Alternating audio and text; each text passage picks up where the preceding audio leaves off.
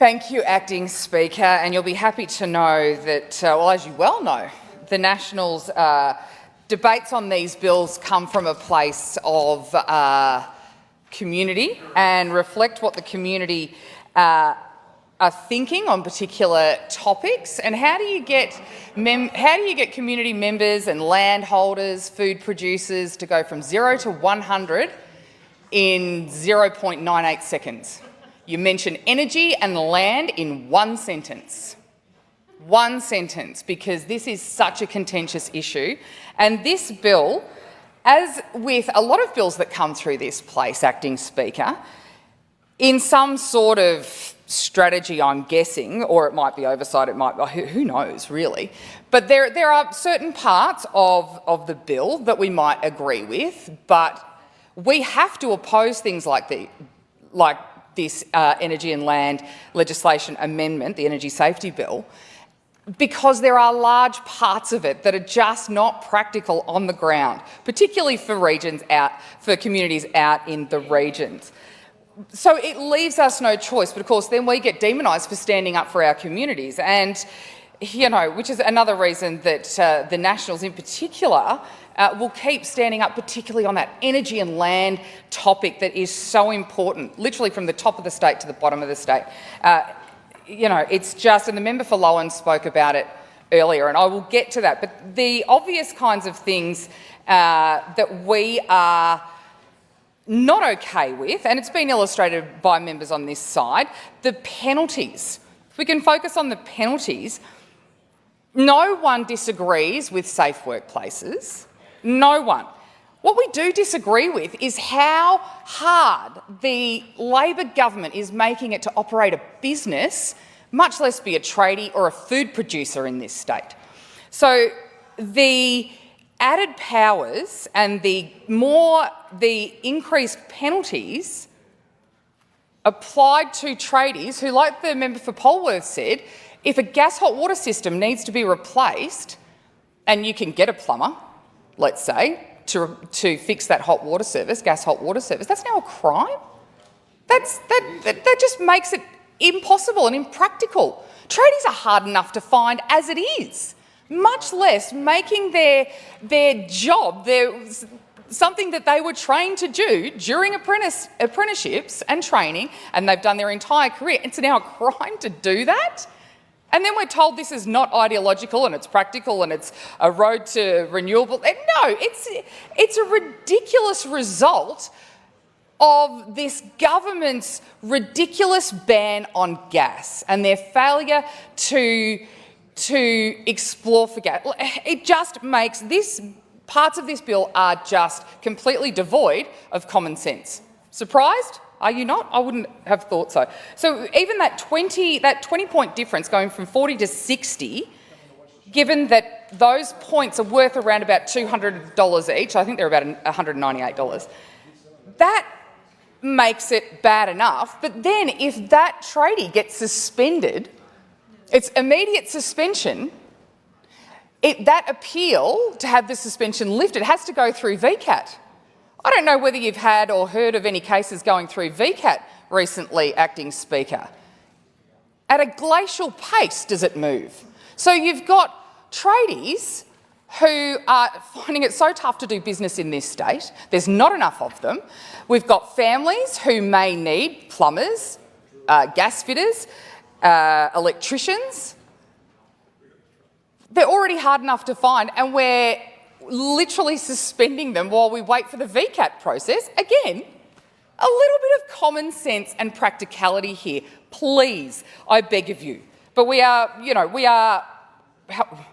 been begging of this government for some common sense for a long time, and it certainly hasn't come in this bill. Then there's the confusion over WorkSafe, the overlapping powers of WorkSafe and EnergySafe. I'd like to be a fly on the wall when that happens and they turn up on the same site, because if someone is working with something to do with energy, as illustrated in this bill, that's bound by this bill, then that's automatically a work site, is it not? Every site's a work site. I would have thought every site is a work site, so then it's also governed by WorkSafe. Would it not be? Would have thought so. So who then has jurisdiction? Is it WorkSafe? Is it EnergySafe? No one knows, and we'll just wait for them to turn up and they can sort it out themselves. Is that the solution here? Again, that is no solution. And then if you've got someone that has had their licence suspended while that bun fight is going on, and then you've got VCAT on top of that, again, it makes for no sense. Then there's the removal of the electrical line clearance consultative committees in the VEC, and the dissolution of these committees. It should come of no surprise that these committees are being abolished and silencing the voice of actual stakeholders, people on the ground, experts in their field. If you were part of an advisory committee to many of the water boards around the state, you'd know that those advisory committees were dissolved a little while ago, and then it leaves the local boards on the ground to wear it from people that were on those advisory committees. I know in our part of the world, where you have a huge population of irrigators who sit on those advisory committees to offer advice to the boards are the ones that wear it, and their anger is directed in the wrong spot. So, it's, again, makes no sense, but it comes as no surprise. Now, my biggest issue with this bill, Acting Speaker, is the greater powers to enter land without landholders' consent and without the presence of the owner, but requires a warrant from a magistrate. Now, I did ask some questions during the bill briefing. Public perception, though, will be, and again, when you just mention, it doesn't matter what you're talking about, you mention energy and land to constituents, community members, landholders, people in my electorate, and they go from 0 to 100 very, very quickly. Then they hear that there are greater powers to enter land without landholders' consent after TCV have just been awarded their transmission licence on Monday. So people in the Southern Mallee are now very, very nervous that their land is going to be compulsorily acquired. This is a problem. And we wonder why. There are, perceptions around that, they're just worried about, they're anti-renewables, although it's just they're being NIMBYs, not in my backyard. No, they are worried about the generational farms that have been farmed since the land was cleared. They're worried about not having any power to appeal if someone comes knocking on the door or comes to the farm gate to say, hey, we're going to put a tower on your farm, which then has all the flow-on effects of not being able to work underneath and all of these things that are also not clear at the moment.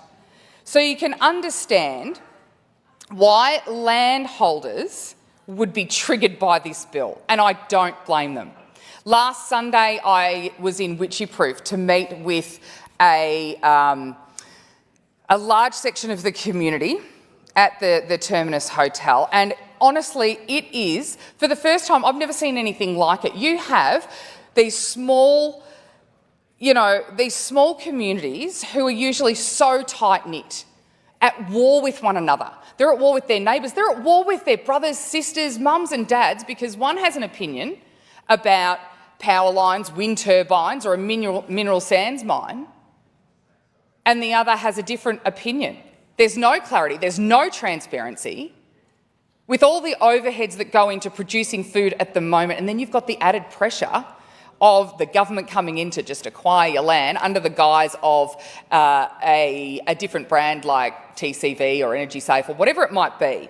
It's absolutely appalling that this government treats our food producers, landholders and grassroots community members in my electorate like they don't matter when they are the ones that are putting food on your plate every single day. And essentially that's what it comes down to, Acting Speaker. If this government continues this reckless rollout to renewables, chewing up Victoria's agricultural land, it then becomes a question of food security. You cannot eat wind. You can eat the food that we grow, and it is getting more and more diabolical out there every single day.